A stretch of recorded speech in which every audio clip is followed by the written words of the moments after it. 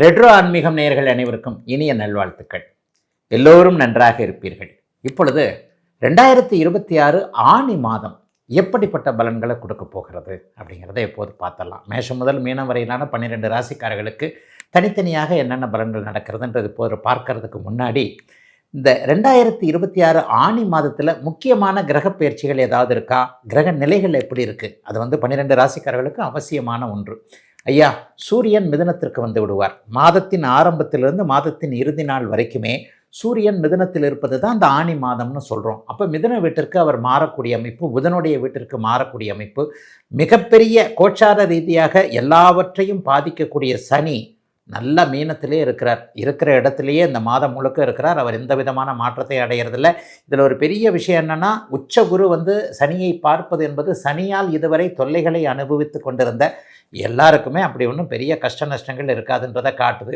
சனிக்கடுத்து 2ஆம் நிலை நல்ல கிரகமான குரு பகவான் இப்போ தான் போன ஜூன் மாதம் 2ஆம் தேதி தான் மாறி இருக்கிறார். ஒரு 10-15 நாட்களுக்கு முன்னாடி மாறினது.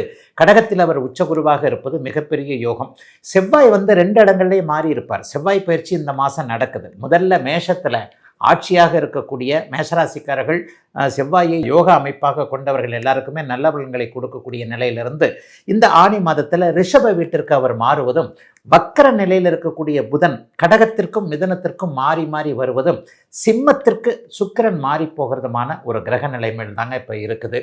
ராகு யாரையும் பீடிக்கலை. பொதுவாகவே ராகு கேதுக்கள் யாரையாவது ஒருத்தரை பீடிச்சாங்கன்னா, அதாவது ராகு கேதுக்களோடு யாராவது ஒருத்தர் இணைஞ்சிருந்தாங்கன்னா, அந்த கிரகத்துடைய ஒரு தன்மைகள் நன்மைகள் அந்த ராசிக்காரர்களுக்கு அது ஒரு யோகமான இருந்தால் அது கிடைக்காம போயிடும். அந்த மாதிரியான அமைப்புகள் எதுவுமே இந்த ஆனி மாதத்தில் கண்டிப்பாக கிடையாது. ஆக ஆனி மாதத்தில் பரவலான நிலையில் சனியிலிருந்து சுக்கிரன் வரைக்கும், மீனத்திலிருந்து சிம்மம் வரைக்கும் பரவலான நிலைமைகளில் இப்போது இருக்கிறது ஒரு பெரிய யோகமான ஒரு அமைப்புங்க.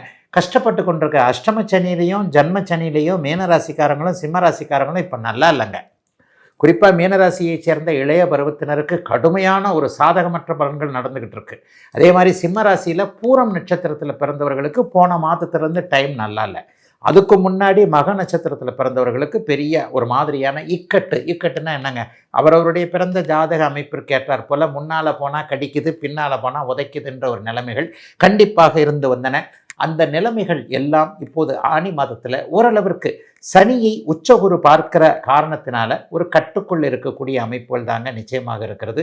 பெரிய சோதனைகள் எதுவும் இப்போதைக்கு கண்டிப்பாக வராது. 12 ராசிக்காரர்களுக்கும் சுபர்கள் என்று சொல்லப்படக்கூடிய புதன் குரு சுக்கிரன் 3 பேருமே இந்த ஆனி மாதத்தில் கடக வீட்டில் உச்சமாக இருக்கக்கூடிய தன்மை, ஆனி மாதத்தின் நடுப்பகுதியில் ஆனி பௌர்ணமி என்று சொல்லப்படக்கூடிய, அப்படியே அந்த ஆனி மூலம் என்று சொல்லப்படக்கூடிய அமைப்பில் ஒரு பௌர்ணமி நிலைமைகளில் சந்திர அதியோகத்தில் அந்த புதனும் சுக்கிரனும் குருவும் ஒரே நேரத்தில் ஜூலை மாதம் 1ஆம் தேதியாக இருக்கலாம். ஆனி மாதத்தின் நடுப்பகுதியில் ஆனி மாதத்தின் 15-16ஆம் தேதிகளில் பார்த்தீங்கன்னா பௌர்ணமி அமைப்பில் சந்திரனும் வலுவாக இருக்கிறார், புதனும் சுக்கிரனும் குருவும் கடகத்தில் வலுவாக இருக்கிறார்கள். ஆகவே கிட்டத்தட்ட எல்லோருமே ஓரளவிற்கு வரவேற்கக்கூடிய நல்ல மாதமாகவே அமைஞ்சிருக்குங்க இந்த ஆனி மாதம்.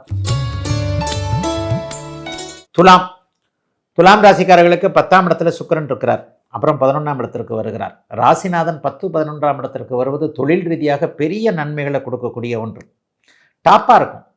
பதவி உயர்வு கிடைக்கும், சம்பள உயர்வு கிடைக்கும், கை நிறைய சம்பாதிக்க முடியும். கை நிறையன்றது உடனே கோடிக்கணக்கில் கொட்டிடுதுன்னு நினைக்காதீங்க. உங்கள் லெவல் 100 ரூபாய் சம்பாரிச்சுக்கிட்டு இருக்கிறவருக்கு 500-1000 ரூபா கிடைக்கும். 1000 ரூபா சம்பாரிச்சவருக்கு 10,000 ரூபா கிடைக்கும். 10 லட்சம் சம்பாரிச்சவருக்கு கோடி கண்டிப்பாக கிடைக்கக்கூடிய அமைப்பு இப்போது துளாராசிக்காரர்களுக்கு உண்டு. 10ஆம் இடத்தில் உச்சகுருவாக இருக்கக்கூடிய சனி பகவான் 6ஆம் அதிபதி 6ஆம் வீட்டில் இருக்கக்கூடிய சனியை பார்ப்பது யோகமான ஒரு நல்ல பலன். பாக்கியாதிபதி இந்த மாதத்தின் பிற்பகுதியில் வக்கர நிலையில் மறுபடியும் பாக்கியத்திற்கே போவது, 9 கூடியவர் 10ஆம் இடத்தில் இருப்பது தர்மகர்மாதிபதி யோகம். ஆக குடும்பத்தில் சின்ன சின்ன கருத்து வேற்றுமைகள் பிரச்சனைகள் இருந்தே தீரும். ஏன்னா இப்போ 7ஆம் இடத்தில் இருக்கிற செவ்வாய் 8க்கு வரப்போகிறார். 7ல் செவ்வாய் இருந்தபோதே புருஷன் பொண்டாட்டி பிரச்சனைகள் அப்படி ஒன்றும் சரியா இல்லை. 10ஆம் தேதி பிறகு ஆனி மாதம் 10ஆம் தேதிக்கு பிறகு 8ஆம் இடத்திற்கு செவ்வாய் வருவார். வாய் சும்மா இருக்காது உங்களுக்கு. எதையாவது ஒன்று சொல்லி சண்டை கண்டை போட்டால் தான் ஆகும். குடும்பத்திலையும் சரி, வெளியிடங்களையும் சரி, நண்பர்கள், கணவன் மனைவி, காதலன் காதலி உறவுகளில் ஊடல்கள், சண்டைகள், சச்சரவுகள், பிறகு முதல்ல பிணக்கு அப்புறம் இணக்கம் அப்படின்ற மாதிரி முதல்ல சண்டை போட்டு அப்புறமா சேரக்கூடிய அமைப்புகள் உண்டு. இது ஒன்று தான் மைனஸு. உங்கள் வாய் சும்மா இருக்காது. எதையாவது ஒன்று திட்டிடுவீங்க, அப்படி சண்டை போட்டுருவீங்க, அப்புறம் கரெக்டாக தானே நான் சொன்னேன்னுவீங்க. உண்மைதான், அது கரெக்டாக தான் இருக்கும். ஆனால் நம்ம கரெக்டாக சொன்னாலும் அடுத்தவர்களுக்கு அது தப்பாக தெரியும். அந்த மாதிரியான சில விஷயங்களை தவிர்த்து, குடும்பத்தில் சின்ன சின்ன கருத்து வேறுபாடுகள், பிரச்சனைகளை தவிர்த்து தொழில் ரீதியாக பெரிய முன்னேற்றம் இப்போது துளாராசிக்காரர்களுக்கு கண்டிப்பாக உண்டுங்க. எல்லா நிலைமைகள்லையும் தொழில் ரீதியாக ரொம்ப பெரிய அளவில் நல்லாவே இருக்கும். அதாவது வேலை சார்ந்த விஷயங்களில் வேலையே போனால் கூட கவலைப்படாதீங்க. நல்ல வேலை கிடைக்கும். ஏற்கனவே இருந்ததை விட நல்ல வேலை இந்த ஆனி மாதத்திலே கிடைச்சிடும். தொழில் ஆரம்பிக்கிறவங்களுக்கு நல்ல அமைப்புகள் உண்டு, சில முன்னேற்றங்கள் உண்டு, நண்பர்கள் உதவி உண்டு, சொந்தக்காரங்களுடைய உதவி உண்டு.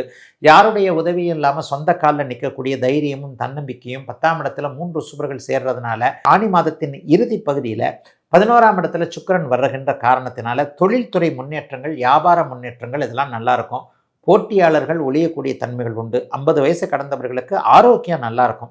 டாக்டர்கிட்ட போகிறதுக்கே யோசிச்சுக்கிட்டு இது நல்லா இருக்குமா, அது நல்லா இருக்குமா, இதை சொல்லிடுவாரோ அதை சொல்லிடுவாரோன்னு கொஞ்சம் பயந்துக்கிட்டு இருந்தவங்க எல்லாருக்குமே கவலைப்படாதீங்க. இன்னும் கொஞ்சம் ஹெல்த் நல்லாயிருக்கும். இன்னும் ஒரு 10-15 வருஷம் நல்லாவே இருப்பீங்கன்ற ஒரு தைரியம், தன்னம்பிக்கையை கொடுக்கக்கூடிய அமைப்புகள் இப்போது கண்டிப்பாக துளாராசிக்காரர்களுக்கு வருகிறது. சட்டப்பூர்வமான போராட்டங்கள் இருக்கக்கூடியவர்கள், பெண்களினால் ஏதாவது ஒரு பழிபாவத்தை சுமந்தவர்கள். பெண்கள்னு சொன்னால் எல்லாமே பெண்கள் தான். அம்மா பெண் தான், பெண்டாட்டி பெண் தான், பெற்றது பெண் தான்.